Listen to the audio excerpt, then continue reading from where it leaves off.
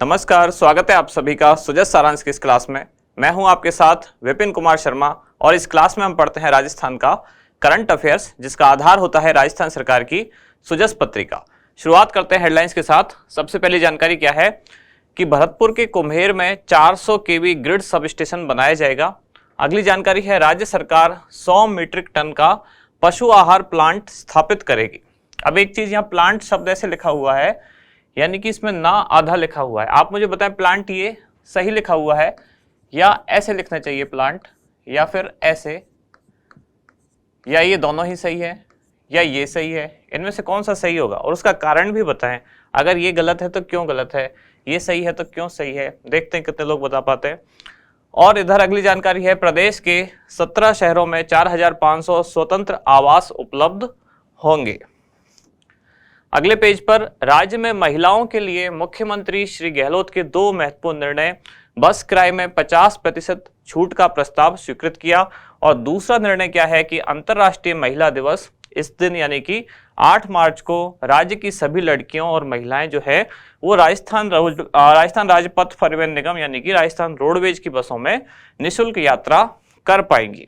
और इधर Rajasthan IT day, जिसमें 19 से 21 मार्च 2023 को आईटी मेगा जॉब फेयर का आयोजन होने वाला है। अगले पेज पर जानकारी राजस्थान विधानसभा से, जहां विद्युत कनेक्शन के लंबित आवेदनों का शीघ्र निस्तारण होगा।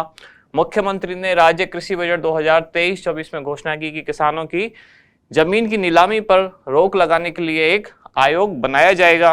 और मंदिरों की भूमि के संरक्षण के लिए नंदन कानन योजना, क्या है योजना, इसके बारे में जानेंगे। आवेदन करने पर सभी जनजाति छात्रों को कोचिंग की सुविधा देंगे। किसके लिए? ये जनजाति क्षेत्रीय विकास राज्य मंत्री इन्होंने बताया। और हनुमानगढ़ में व्यावसायिक शिक्षा ऋण के लिए आवेदन 31 मार्च तक अब किए जा सकेंगे। अगले पेज पर राज्य विधानसभा राजस्थान देश में प्रथम स्थान पर किसमें, जिसमें राजस्थान सरकार द्वारा 5 नए महिला बंदी सुधार गृह खोले गए हैं। और प्रदेश में व्यावसायिक शिक्षा का संचालन प्रदेश के 33 जिलों के 1680 राजकीय विद्यालयों में तथा 244 हब एवं स्पोक मॉडल के अंतर्गत स्पोक विद्यालयों में 15 ट्रेड व्यावसायिक शिक्षा का संचालन किया जा रहा है। तो राजस्थान की शिक्षा में बढ़ते कदम कार्यक्रम के तहत ये विज्ञापन है। इसके बाद हमारा इंडेक्स, यानी कि कौन कौन सी जानकारी हम डिटेल में देखेंगे। 4 मुख्य खबरें हैं आज। पहली, कुम्हेर भरतपुर में बनेगा ग्रिड सब स्टेशन, जिसको शॉर्ट में क्या कहते हैं हम, GSS। इसके बाद एक पशु आहार प्लांट की स्थापना, अब यहां मैंने प्लांट ऐसे लिखा है। फिर है महिलाओं को बस किराए में छूट, और फिर नंदन कानन योजना। शुरुआत सबसे पहले किससे, भरतपुर के कुम्हेर में बनेगा ग्रिड सब स्टेशन। तो इसकी घोषणा की थी राज्य सरकार द्वारा। अभी जो राज्य का बजट आया, यानी कि नया बजट कौन सा, बजट 2023-24, उसमें घोषणा की गई थी कि विद्युत ट्रांसमिशन नेटवर्क के सुदृढ़ीकरण के लिए कई स्थानों पर GSS स्थापना यानी कि ग्रिड सब स्टेशन की स्थापना की जाएगी। कहाँ? तो भरतपुर जिले के कुम्हेर में ये बनाया जाएगा। इसकी क्षमता कितनी होगी, 400 केवी। और विवरण इसका कि जो नया GSS बनने से क्या होगा, भरतपुर, धौलपुर और अलवर जिलों में बिजली की आपूर्ति में सुधार संभव हो सकेगा। अगली जानकारी, पशु आहार प्लांट की स्थापना तो कहाँ की जा रही है, झोटवाड़ा औद्योगिक क्षेत्र। कहाँ है ये, जयपुर में। किसके द्वारा स्थापना की जाएगी, संस्था कौन सी है, तो वो है राजफेड। फिर इसकी क्षमता कितनी होगी, जो पशु आहार प्लांट होगा ये कितना पशु आहार यानी कि पशु चारा बना पाएगा, तो ये है, इसकी क्षमता है 100 मीट्रिक टन। अब इसका विवरण कि पहले भी राजफेड द्वारा एक पशु आहार प्लांट संचालित है, जो कब से संचालित है, 1971 में। लेकिन इसका जो भी वर्किंग प्रोसेस है वो ज्यादातर मैनुअल है, यानी कि मानवीय श्रम का इसमें ज्यादा उपयोग होता है। अब जो नया प्लांट बनाया जा रहा है उसमें आधुनिक मशीनों के द्वारा आधुनिक तकनीक का उपयोग करते हुए कम समय में अधिक मात्रा में उत्पादन यानी कि पशु आहार का उत्पादन संभव हो पाएगा।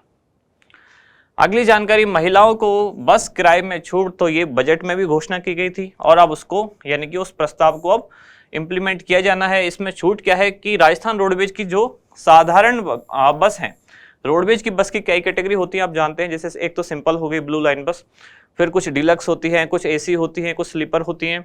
तो इनमें जो साधारण बसें राजस्थान रोडवेज की, उनमें उनके किराए में 50% छूट दी जाएगी। किनको? महिला यात्रियों को।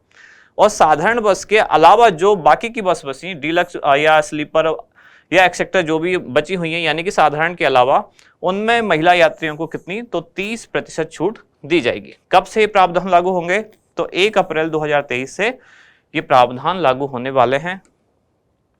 और फिर है नंदन कानन योजना, कौन से विभाग द्वारा संचालित है, तो देवस्थान विभाग इस योजना का संचालन करेगा। अभी ये योजना इंप्लीमेंट नहीं हुई है, अभी योजना बन रही है, यानी कि बनने के प्रोसेस में है। कौन से विभाग द्वारा, तो देवस्थान विभाग द्वारा। योजना क्या है ये, तो राज्य सरकार द्वारा प्रदेश के जो मंदिर हैं और उन मंदिरों की जो भूमि है उसकी सुरक्षा करना या उसको संरक्षित करना, उस मंदिर की भूमि को विकसित करना इसका उद्देश्य है, जिसमें भूमि की 4 दीवारी कर उन्हें संरक्षित एवं विकसित किया जाएगा। योजना के तहत जैसे पीपल, आंवले, कल्प वृक्ष आदि के पौधे लगाकर मंदिरों की भूमि को विकसित एवं संरक्षित किया जाएगा। अब यहां मैंने एक शब्द लिखा है 4 दीवारी, तो आप मुझे ये भी बताइए सही है या ये सही है, 4 दीवारी सही है या 4 दीवारी ऐसे लिखना चाहिए, इन दोनों में से क्या सही है ये भी आप बताएं। आज 2 शब्द आए थे ऐसे, एक तो है प्लांट और एक है 4 दीवारी। पूछे जाते हैं आरएस मुख्य परीक्षा में, शब्द शुद्धि में ऐसे क्वेश्चन पूछे जाते हैं सिंपल, तो बताएं आप मुझे कौन सा इनमें से सही होगा। और लास्ट में हमारा अभ्यास प्रश्न क्या है, नंदन कानन योजना का संचालन निम्नलिखित में से किस विभाग द्वारा किया जाएगा। ऑप्शन है हमारे वन विभाग, पर्यटन विभाग, देवस्थान विभाग या उद्योग विभाग। तो इनमें से क्या सही होगा वो आप बताएं कमेंट्स में। आप मिलते हैं कल अगली न्यूज के साथ अगली क्लास में। धन्यवाद।